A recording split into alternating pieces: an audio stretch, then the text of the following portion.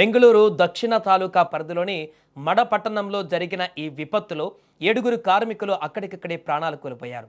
Kaveri stone crusher కంపెనీలో జరిగిన ఈ ఘోర ప్రమాదం అందరినీ కలిచివేస్తోంది.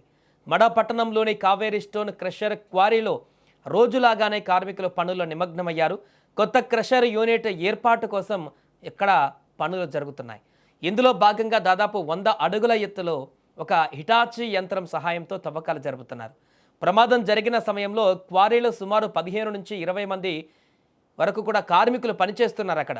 అయితే ఊహించని విధంగా పైనుంచి ఒక భారీ బండరాయి ఒక్కసారిగా జారి కింద పనిచేస్తున్నటువంటి కార్మికుల పైన పడింది.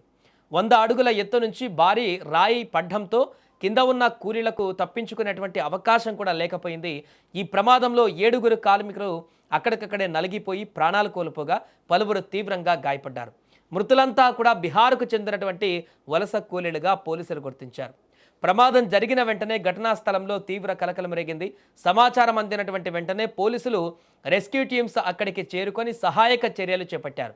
భారీ శిథిలాలను తొలగించి వాటి కింద చిక్కుకుపోయిన మిగతా కార్మికులను రక్షించేందుకు ముమ్మరంగా ప్రయత్నిస్తున్నారు. ఈ ప్రమాదంలో తీవ్రంగా గాయపడిన క్షతగాత్రులను వెంటనే చికిత్స నిమిత్తం సమీపంలోని ఓ ప్రైవేట్ ఆసుపత్రికి తరలించారు.